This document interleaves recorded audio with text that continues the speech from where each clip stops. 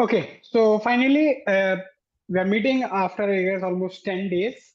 Okay, so agenda of the meeting. First, I will be discussing strategy for GS paper 3 and GS paper 4.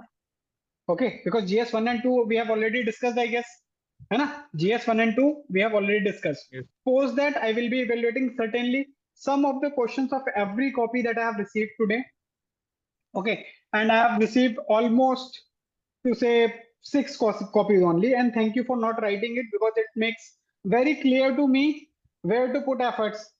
It's easy. See, free initiative is there. You guys have joined test series. You would have joined the courses. Certainly, those are, I will say, much beneficial to you guys. But this is how I plan my free initiatives as well, because I need efforts to see whether I need to put more efforts individually or in the group, whatever be the case. So basically, group mentorship, anyone can attend. Recording, anyone can see. But when it comes to my attention, that is in my hands. Okay. Even in the unpaid initiative, it cannot go effortless. Simple.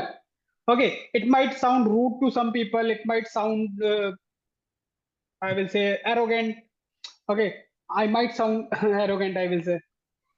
But यार ठीक है ना, बहुत सारे initiative चल तो रहे हैं फ्री वाले, वेल एस्टेब्लिश टीचर हैं, चलता है, मतलब मेरा ऐसे ही रहता है थोड़ा।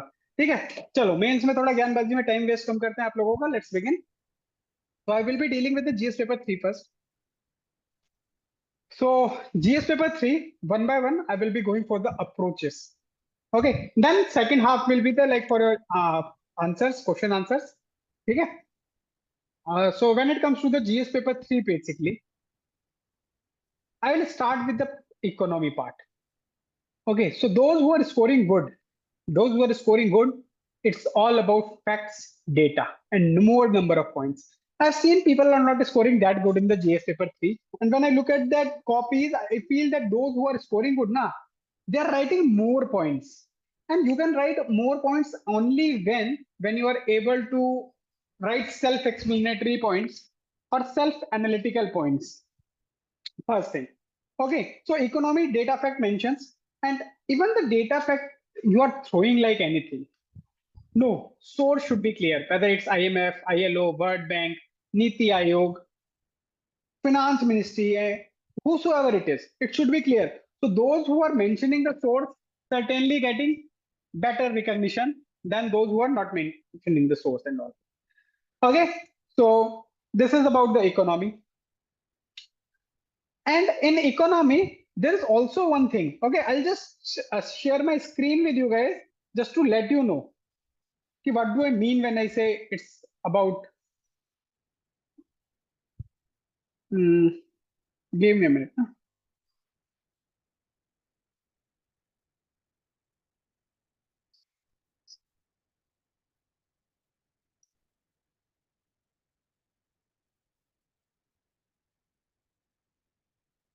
Yeah, I hope this whiteboard should be visible to everyone. For example, is whiteboard visible? Can someone please confirm? Aman, because I can see your face at least. Visible hai kya? Can someone just speak if it is visible or not? Yes, sir. Okay, fine. Thank you, Kapil. So basically, what I was saying, for example, there comes a fact. Okay, and fact says India's logistic cost is 14%. And it should be 8 to 9%. Okay, so I'm talking about the logistic cost. I'm talking about the year, like this, like this. Getting it? So, so basically what you can say, it's more or less about 8.9%. Now you can compare from the graph. Suppose you are talking about, in particular, some median age or living age. Suppose you got, or say working population data, that some 14 billion were there, then it became 37 billion. So you can show something like this. Now the presenting the data in your graph format, presenting data in your pie chart, even that helps. So instead of just putting up data, okay, so instead of just putting up data like anything, it's better to put up the graph, format, diagram. यही है economy. Fair enough. So data, their source, facts, and whenever you compare about the data, it should be parallel. You just look at the examples that I took, some random data. At least we had a kind of situation where we ensure that two data are there. We can compare. So India's invisibles today we were talking about. So it increased, okay, n number of times. So you have 2004 data, you have 2023, 24 data. So basically data should be comparable. So if you are mugging up any fact which is not comparable, mark my words, that will be done by many people. If you make it comparable, वो अपने आप में analysis है. अभी मैं उर्वशी से बात करने लगूं, मैं उर्वशी से को बोलूं यार उर्वशी तेरी हाइट है 5 फीट है, तो उर्वशी कहेगी हाँ है. लेकिन अगर मैं ऐसा बोलता हूँ उर्वशी तेरी हाइट अमन से 6 इंच छोटी है, अमन इज 5'6", वो एनालिसिस हो गया, मैंने कंपेयर कर दिया दोनों को. फिर सपोज मैंने बोल दिया अमन यार तू हाइट के हिसाब से मालनरिश्ड है, मतलब don't take it personally, I am just taking it. तो अमन मालनरिश्ड है, वो ऑल एनालिसिस आता जा रहा है उसके बीच में. तो basically data is not about just putting up the facts, it's about the data led analysis. This is what the economy is. Now the problem with the present mains preparation is that everywhere there is a template. I just had a very good session with the Madhav. Whatever I'm telling you na, it is somehow in concurrence with the Madhav. तो अगर जब खाना वाना खा लेना, जब खाली बैठना ना, वो 30-35 मिनट का पॉडकास्ट है, 1.5 पे देखोगे, 20-22 मिनट से ज्यादा नहीं चलेगा आप लोगों के लिए. आई विल बी जस्ट रिकमेंडिंग वो माधव वाला पॉडकास्ट देख लो. उसमें मैंने इधर उधर की कोई बात ही नहीं की, मैंने सिर्फ मेन से रिलेटेड बात की उसमें, एंड बहुत पिन पॉइंटेड बातें हुई यहाँ पे. तो even there, because Madhav mention an number of times template होना चाहिए, टेम्पलेट होना चाहिए. सो देखो सब्जेक्ट वाइज टेम्पलेट होता है, ठीक है, क्वेश्चन वाइज नहीं होता. People say that this is a template for culture, I will say yes it can be. Then people say no no, when you think about the empires you have to think about this way. तो हो क्या रहा है students का, market में इतना template हो गया, जब उनको 7 मिनट मिलता है तो साला 2 मिनट में चला जाता है कि यहाँ पे टेम्पलेट कौन सा लगा है. फिर 2 मिनट लग रहा है कि उस टेम्पलेट के बेस पे पॉइंट्स निकालने में. तो 3-3.5 मिनट की लंका लग चुकी है, तुम 3-3.5 घंटा पॉइंट लिखेंगे हम लोग. तो जितना ऑर्गेनिक रहोगे, template should be your tools to aid your preparation. It should not be your equipments to do the preparation. Simple है, ठीक है. Now coming to the internal security. Economy के बाद सीधे इंटरनल सिक्योरिटी पे आते हैं. Internal security, people do not write about the committees, institutions. Yeah, everyone will like, okay, internal security issues there. So why cannot we write about something, maybe any tribal committee? Tribal committee would have talked about the Naxalism as well. अरे suppose एक कोई से भी committee बोलो जो तुम में से किसी को बहुत ज्यादा पसंद हो, कि मुंह खुलते वो कमेटी बाहर आ जाती है, बोलो. I want from your side, yes, कोई सा भी एक कोई बोल दो, आदमी औरत जो भी हो यार. अब सरकारिया कमेटी. क्या क्या? सरकारिया कमेटी. सरकारिया कमेटी. अब इसका फेवरेट है, इसने बोल दिया सरकारिया कमेटी. सरकारिया कमेटी हमें पता है सेंट्रल स्टेट रिलेशन है. तो तुम्हें क्या लगता है सरकारिया कमेटी ने कुछ नहीं बोला होगा? If we talk about the finances, if we talk about the internal security, if we talk about the union, if we talk about in particular disaster, तो बोला होगा ना इन जनरल. वो बहुत बड़ी टर्म के लिए कमेटी बनी है, तो उससे इंटर रिलेटेड चीजें होंगी. साला कोई पॉइंट लिख के डाल दो सरकारी कमेटी में बोला है, और वो मिल जाएगा तुमको पॉइंट में. तो जो 5 रिकमेंडेशन जो तुमने याद कर रखी है, उस 5 रिकमेंडेशन के लिए उस कमेटी का जन्म थोड़ी हुआ है. उस कमेटी ने और भी अलग अलग जगहों पे बातें बोली होंगी. साली किताबें भर दी हैं भाई लोगों ने, तब जाके 5 रिकमेंडेशन हमको याद हुई कि चलो भाई ये तो लिख ही देते हैं. तुम्हें क्या लगता है कि सेंटर स्टेट रिलेशन में पुलिस के बारे में उसने कुछ नहीं बोला होगा? जाके सर्च करो सरकारिया कमेटी ऑन पुलिस, मैं सर्च करता हूँ, देखो तुम्हारे सामने भी कुछ ना कुछ मिल जाएगा, मैं बता देता हूँ।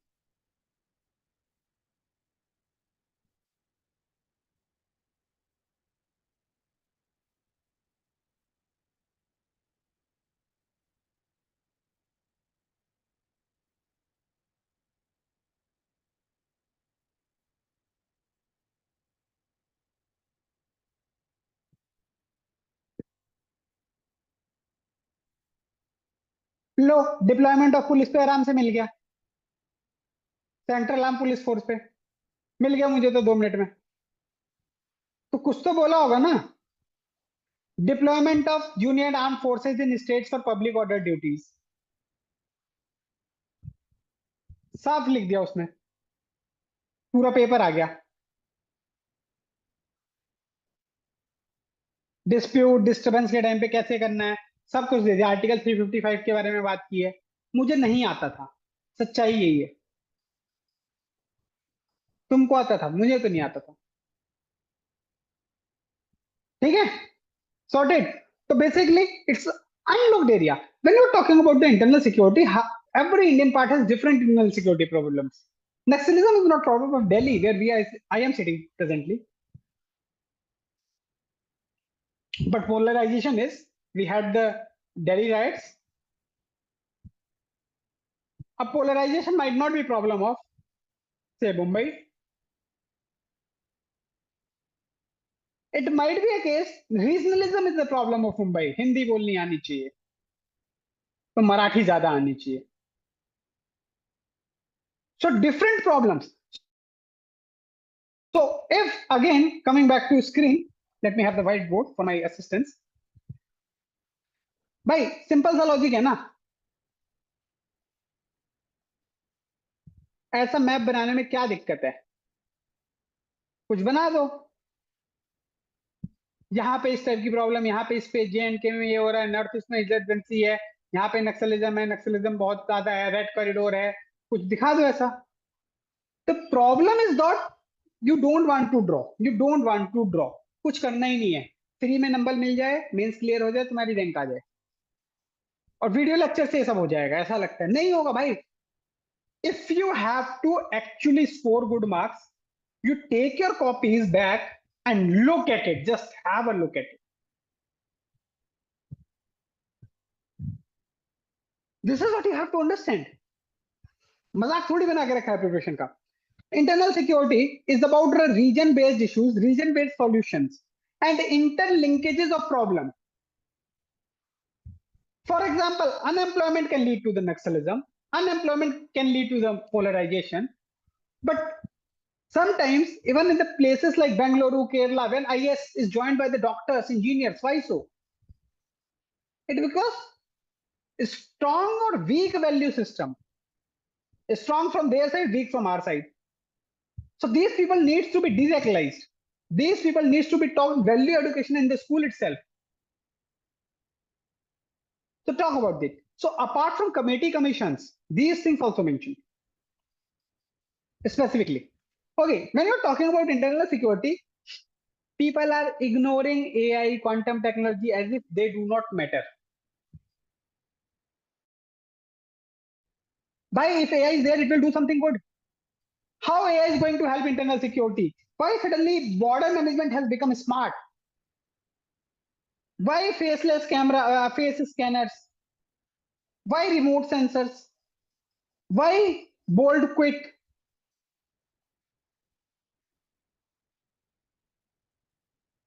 So basically, for internal security, what I will say, suggesting the theme, it should be issues, why the issues are rising, then what should be the solution. Solution should have 3-4 multi-layered strategy. What you as an individual can do, what government can do, what police forces can do, what civil societies can do, and how to deal with extra state actors as well. That should be clear. Fair enough. Now, moving to the agriculture part. Agriculture is generally asked in either geographical format or agroeconomics? And what answer sheets are missing? Initiatives, lab to land techniques, solutions to the problems, and the keywords.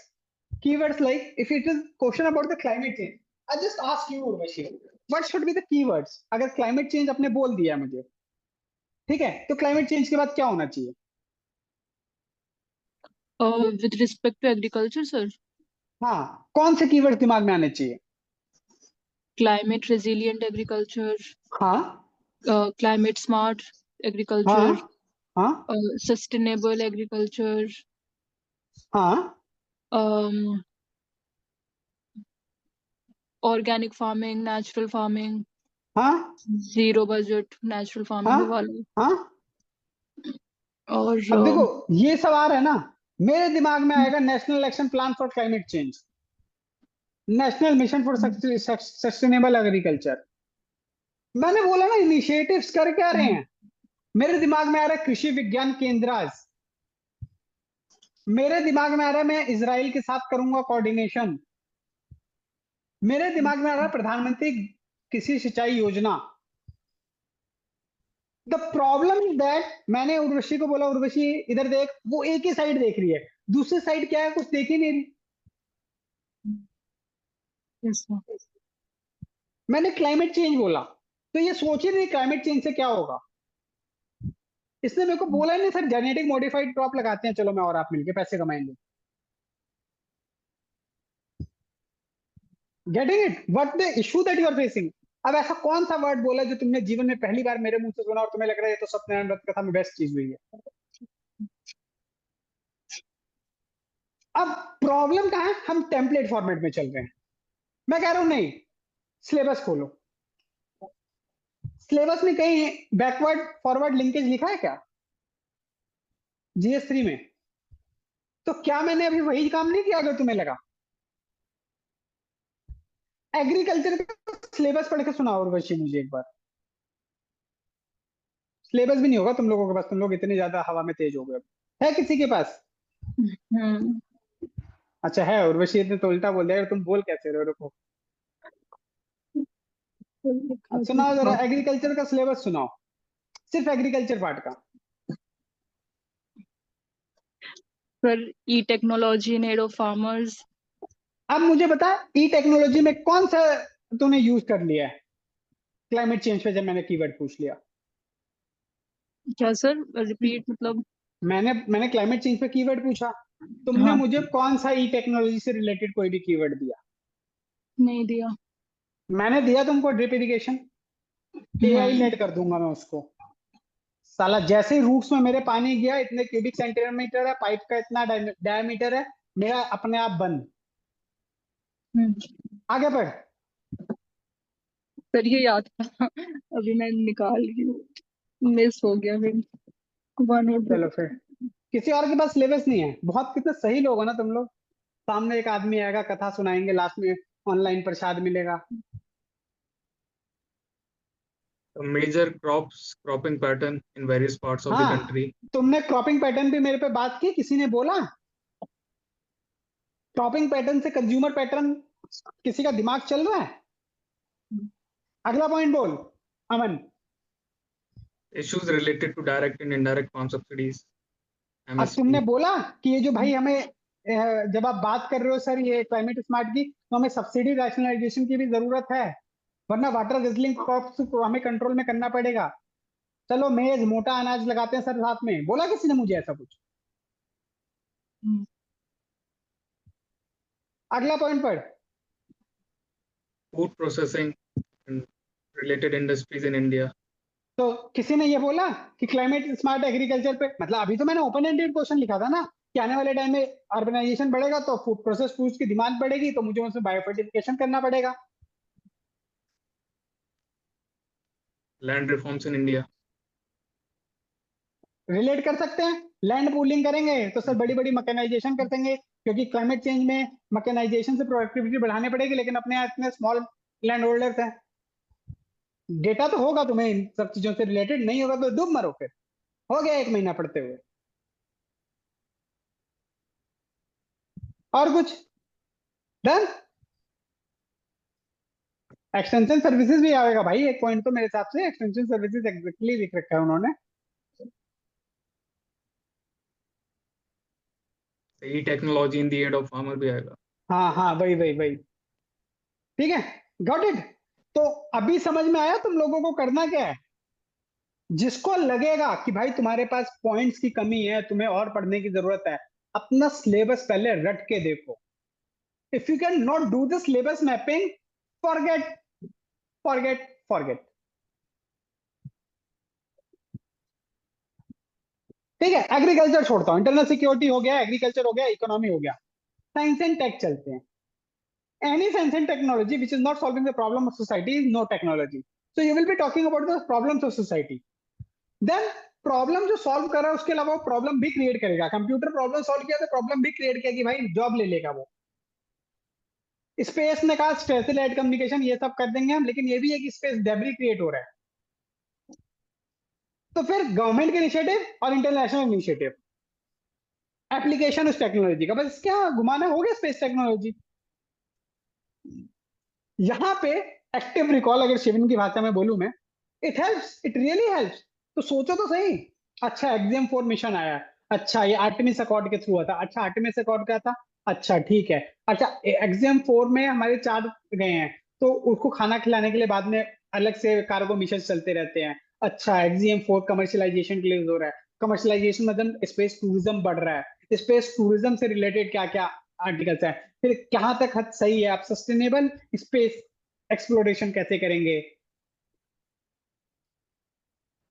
ठीक है, satellite war होनी शुरू होने वाली है, क्या है, मतलब सोचना पड़ेगा ना उस तरीके से। साइंस का सबसे बेस्ट होता है इश्यूज स्टेप्स, इश्यूज स्टेप, इतना याद है, बाकी सब बना लोगे।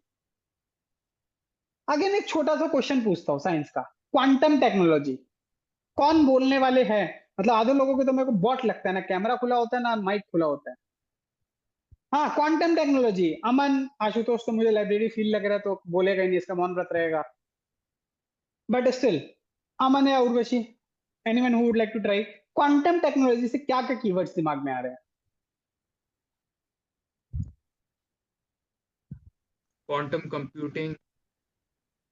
ठीक है, सेमीकंडक्टर्स ठीक है, और वो चिप वार, वो क्या था, फैब्रिकेशन और neural link. Q dots. Neuralink कहाँ जा रहा है। सुपर एंटेगलमेंट और सुपर इम्पोजिशन। हाँ, अभी अभी कुछ बात कर रहा है। नेशनल हाँ क्वांटम मिशन। हाँ, अब आया दिमाग में, आया ना। अभी मैंने क्वांटम कंप्यूटिंग बोल रहा, तुम्हें यही दिख रहा, आगे बढ़ो ना। Cloud quantum computing. Supremacy, quantum entanglement. ये हो गया, कितनी बार, 2 बार बोलने से 2 नंबर थोड़ी मिल जाएगा। क्लाउड कंप्यूटिंग और तो मेरे दिमाग में ये कहीं नहीं आ रहा होगा ना कि स्पीड बढ़ेगी कंप्यूटर की, कैलकुलेशन इजी हो जाएगी, बिग एल्गोरिदम इजी हो जाएंगे, ये सब नहीं आ रहा होगा ना। Better analysis of electron because super position, तो कैरेक्टर जल्दी पता लगेगा, लॉन्ग लास्टिंग चीजें बनेंगी, ये सब नहीं आ रहा होगा ना कुछ।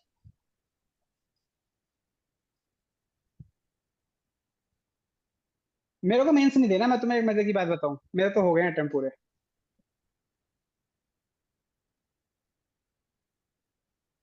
How many of you guys are trying PYQ pointer format जो मैंने बोला था। No one. सर GS2 का कुछ कुछ हुआ है अभी, 23 और 22। GS2 नहीं आएगा ना सिर्फ पेपर में, 1 महीना हो चुका है।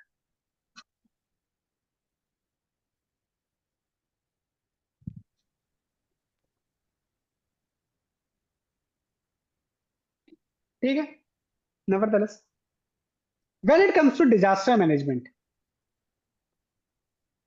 whatever you are writing you will write, what will make you stand out is case studies, role modeling,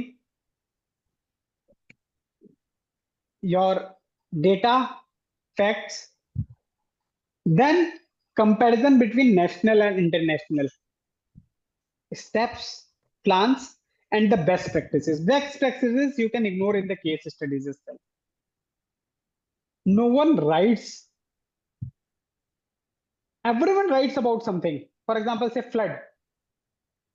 Any best practice you know anywhere in the world which has been developed post this? और Chinese pawn city, Huh? Chinese pawn city. Okay, fair enough. Any Indian steps? Are we doing anything for the Assam floods? जो हर कोई असम से है भी नहीं है क्या यहाँ पे? सर वो दामोदर रिवर पे किया था सर, वेस्ट बंगाल गवर्नमेंट ने, तो वहां पे दामोदर रिवर को जो सौरो ऑफ बंगाल थी सर, बाद में वो खुद नाम चेंज करा गया था फिर। Okay. उससे मुंबई फ्लड्स का भी कुछ है, वो नाम ध्यान नहीं आ रहा। मुंबई फ्लड्स। मैं थोड़ी बताने के लिए बैठा हूँ, ये तो कुछ है, ये पेपर में भी कुछ है ही रह जाएगा ना एक्चुअली। मु- मुंबई की सर वो बीएमसी ने एक ऐप निकाला था सर, उसमें आप फ्लड का डेटा शेयर कर सकते हो, तो उससे सर मैनेजमेंट होता था। ओके,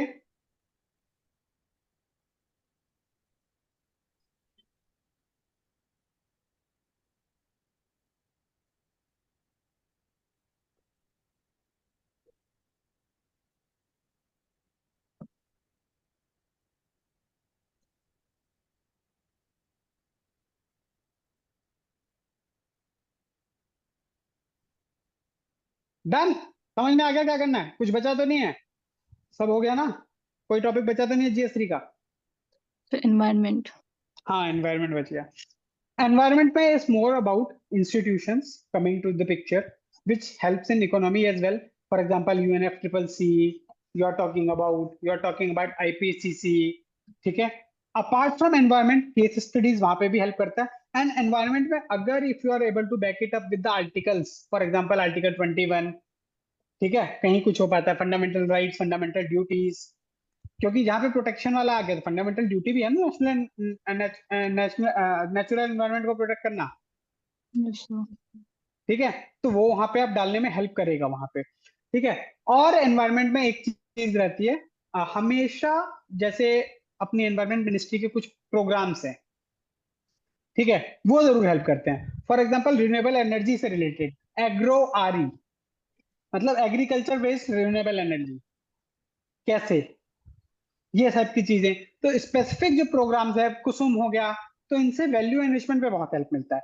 तो जो तुमने प्रीलिम्स के लिए रट्टा मारा था वो आपके आंसर्स में दिखेगा, तो वैल्यू एनरिचमेंट होता है एक्चुअली उससे, ठीक है? Done, fair enough. GS sir four एक का क्वेश्चन था हाँ, बोल बोल। सर, थोड़ा ब्लफ कर सकते हैं सर ऐसे, अगर यूएनएफसीसी की कोई मीटिंग हो तो सर कुछ ऐसा ब्लफ करो सर कि उसमें ऐसा डिस्कशन हुआ था इस चीज के ऊपर, या फिर कुछ अराउंड डेटा, अप्रोक्स डेटा लिख सकते हैं, या तो चलेगा, सर जैसे उन्होंने चलेगा, मुंबई के बोला था कि मुंबई डूब जाएगा, तो सर लिख सकते हैं कि यूएनएफसीसी या फिर आईपीसीसी की AR6 रिपोर्ट में ऐसा आया था। कर सकते हैं, चलेगा,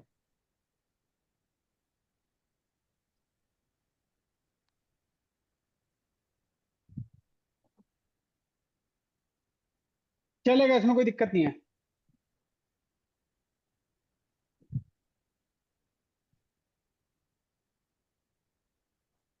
डन। अब GS4 में दो तरह के क्वेश्चन है बेसिकली, एक थ्योरेटिकल, एक होता है कोड बेस्ड। तो देखो थ्योरेटिकल का क्या है, थ्योरेटिकल में आप लोग अपना चुपचाप पढ़िए, ठीक है? और उसकी जितनी ज्यादा डायमेंशंस खोलोगे वो बेटर है, पॉलिटिकल, इकोनॉमिकल, सोशल, टेक्नोलॉजिकल, ठीक है? तो डायमेंशंस बहुत खोलनी चाहिए, इंडिविजुअल, सोसाइटी, नेशनल, मतलब कुछ भी। तो it's more about the dimensions, ठीक है? कोड बेस्ड का क्या रहता है, स्टार्ट करो अपनी अंडरस्टैंडिंग से, उसके बाद उस कोड को करने के लिए क्या चाहिए। फॉर एग्जांपल एक कोड ले लेते हैं, ऑनेस्टी इज बेस्ट पॉलिसी ले लेते हैं, ठीक है, सबसे पहले ऑनेस्टी इज बेस्ट पॉलिसी से मतलब क्या है तुम्हारा वो बताओगे। सेकंड स्टेज में जाते ही तुम लोग बात करोगे किस चीज की, तुम लोग बात करोगे कि अच्छा ये ऑनेस्टी बेस्ट पॉलिसी है, तो ये ऑनेस्टी लाने के लिए करना क्या होगा, हाउ बेसिकली। ठीक है, 2-3 पॉइंट इसमें गए। हाउ के बाद अब वो आ गई पॉलिसी, उसका इम्पैक्ट क्या होगा कि अगर कोई बंदा ऑनेस्ट है तो बेस्ट कैसी है, तो उसके इम्पैक्ट के बारे में बात करो। ठीक है, बाद में इम्पैक्ट जैसे ही कंप्लीट होगा तो वे फॉरवर्ड में चले जाओ कि अगर ये इम्पैक्ट कंटिन्यूअस रहा, सस्टेनेबल रहा, तो फ्यूचर में क्या होगा। तो इसमें जब 4 जो पॉइंटर्स बने हैं, इसमें 3 या 2 यूज कर पाओगे आप पेपर में, सारे करोगे तो सब में 3-3 4-4 पॉइंट होंगे, 15-16 पॉइंट चले जाएंगे। बट इसमें एग्जाम्पल देना इज द की। तो एग्जाम्पल सेल्फ एक्सप्लेनेटरी होना जरूरी है। For example suppose honesty is best policy में मैं देखता हूँ कि ऐसा हो गया तो क्या होगा। ठीक है, तो मैं बोल रहा हूँ एक कॉन्स्टिट्यूशनल मोरालिटी आ जाएगी मेरी सोसाइटी में, तो ये अपने आप में सेल्फ एक्सप्लेनेटरी है, इसको कोई एक्सप्लेन करने की जरूरत नहीं है। ठीक है, मैं बोल रहा हूँ it will uphold unity and integrity of India, self explanatory है। तो जब कहीं से कीवर्ड लेके आओगे तो सेल्फ एक्सप्लेनेटरी है। यहाँ पे अगर तुम किसी दूसरे थिंकर, किसी दूसरे बड़े आदमी का यूज कर सकते हो, even that is the right thing.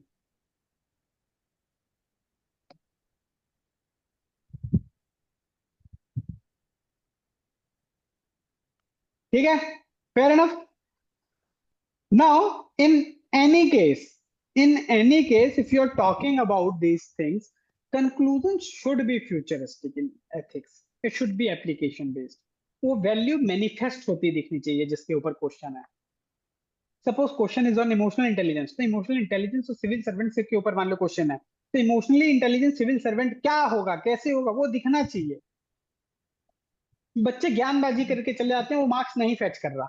मतलब मैं तुमको बता रहा हूँ एथिक्स में मेरे पास स्टूडेंट थे लास्ट ईयर ऑलमोस्ट 40 के around, most of them have scored 120 plus, most of them. मैं सिर्फ 2 चीजों पे फोकस करने को कहता हूँ। एक तो कीवर्ड्स अगेन उसमें सिलेबस मैपिंग अप्रोच रहेगी। सिलेबस मैपिंग अप्रोच क्या रहेगी, फॉर एग्जाम्पल उर्वशी कभी ऐसा फील आया यार कि मतलब अपन लोग बैठे हों और ऐसा लगे यार ये साला वही क्वेश्चन आ जा रहा है, कभी ऑनेस्टी, कभी इंटीग्रिटी, कभी ट्रुथ, ऐसा लग रहा है कि मतलब सेम कंटेंट निकले जा रहा है हर क्वेश्चन में। हम्म तो ऐसे में सिस्टर वर्ड्स याद रखना होता है। फॉर एग्जाम्पल मैं बोलूं ऑनेस्टी, तो इंटीग्रिटी, ट्रूथफुलनेस, प्रोबिटी, ये सब एक जैसा लग रहा है ना। No gap between theory and practice, getting it. Yes तो इनको सिस्टर वर्ड्स को यूज कर लेना है। For example if I ask you guys emotional intelligence का सिस्टर वर्ड क्या होगा,